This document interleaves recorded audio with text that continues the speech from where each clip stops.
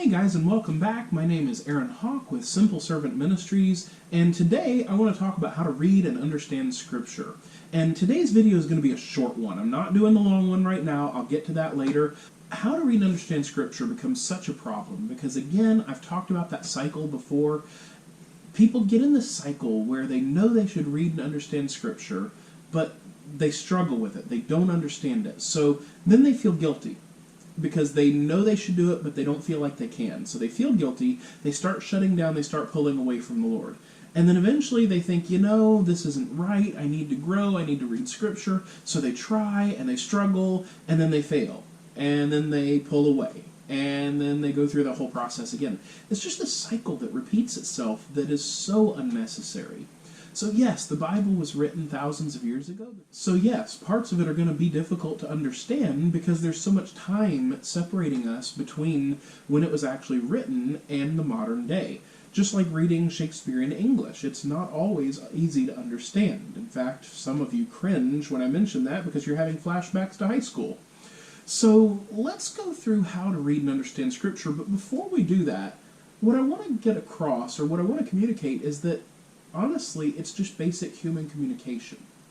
So if you have somebody that is talking to somebody else and you are a third party, you're listening in on that conversation. Not about eavesdropping, but maybe there's three of you sitting at the table and two of them are having a conversation. Well, as the third person, you're listening to that conversation, but you're not directly involved with that conversation.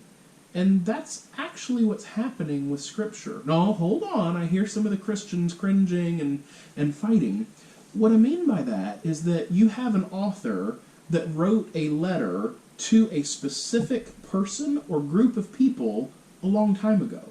So yes, the Bible is a love letter written to us because God gave it to us through inspiration with the intention that we would read and understand and apply it in our lives. Yes. But when it comes to actually reading Scripture, that's where we go wrong, because we have this idea that it's written directly to me. The Bible was not written directly to me. We're going to go through a passage in 1 Corinthians in a little bit. The letter was written from the Apostle Paul to the church in Corinth.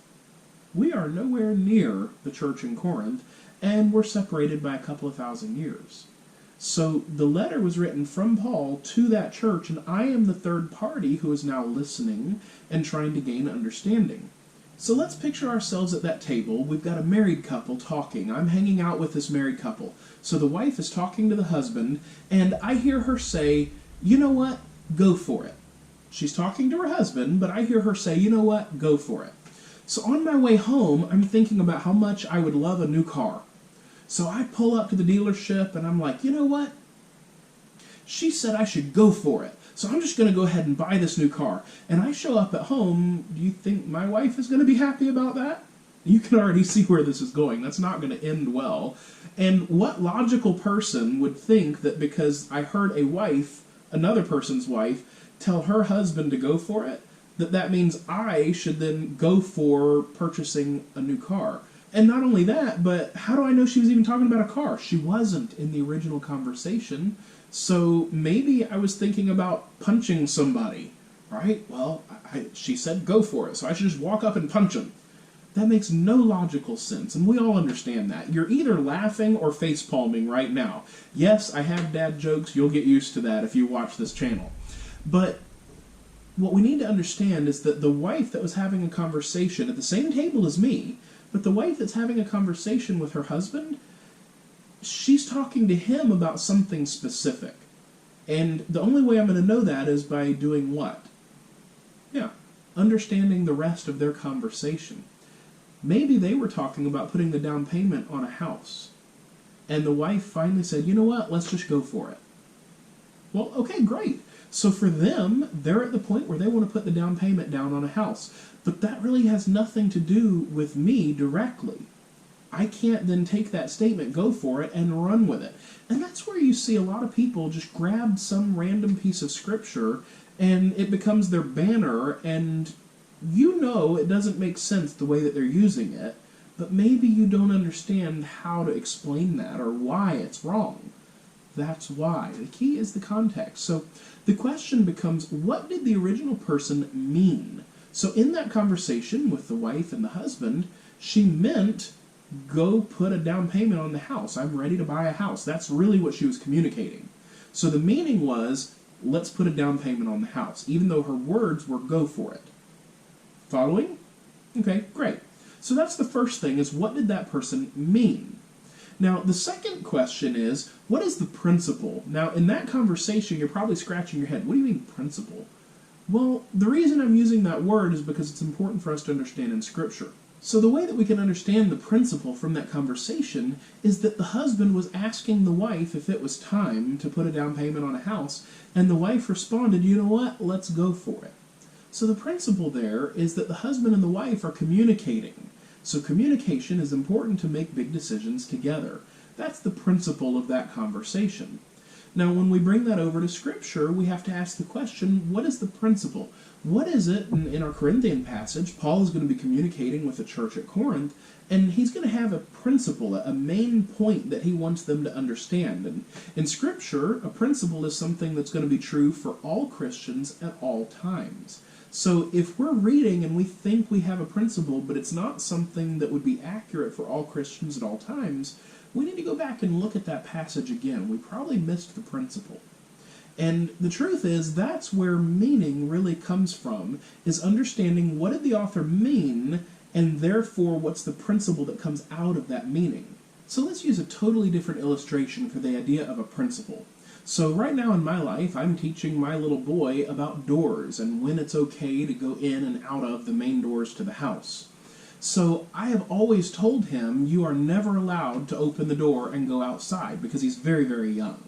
But he is 4 years old now, and he's old enough that if there's an emergency, he'd be able to get out on his own. And my little boy is a rule follower by nature, so I could totally picture him, if there's a fire going on and he's staring at the door, I could totally picture him staring at the door going, I'm not allowed to open this, what do I do? So I've been having to go back, instead of just having, here's the rule, you are never allowed to open the door. Now, you're watching this, you understand that I would be okay with him breaking that rule and open the door if there was a fire. But he does not understand that yet, so I'm having to teach him that principle. So what we're doing is we're using examples of when it would or wouldn't be okay, and in fact today I had him open the door to see what the temperature was like outside, and I told him, remember, you're not allowed to open the door unless, and then I went through the steps, unless there's an emergency like a fire, or if mommy and daddy tell you that it's okay.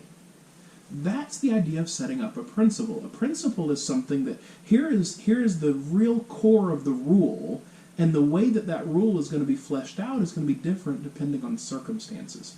So that's really what a principle is.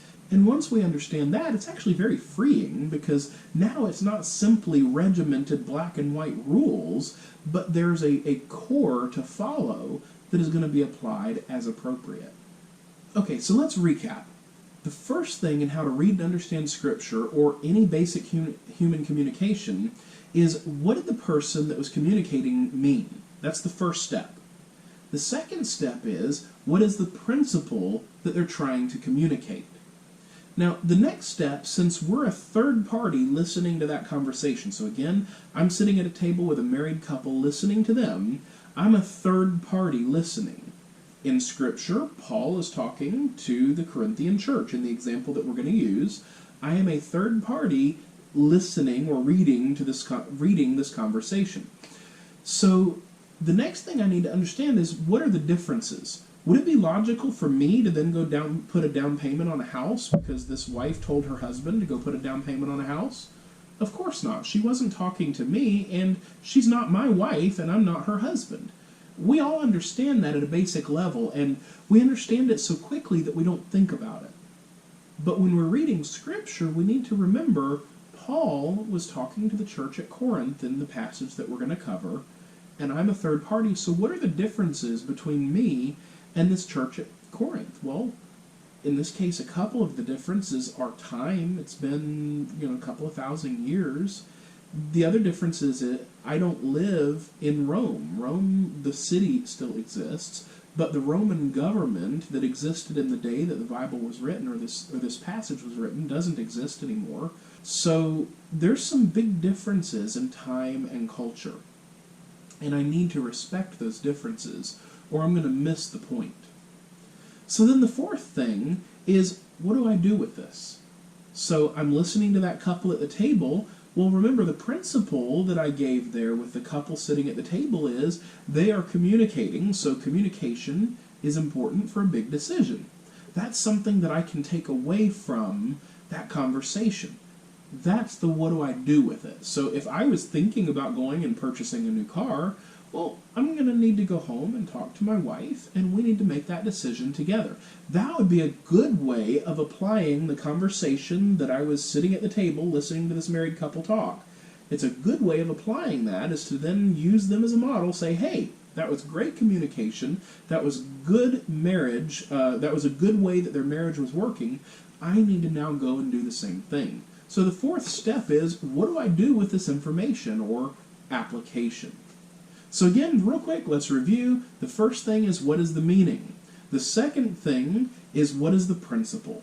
The third thing, what are the differences so that I don't miss something really big? And then the fourth thing is the actual application, or what do I do with it? Now, if you want to see me go through this four-step process in understanding Scripture, watch the next video on 1 Corinthians chapter 8.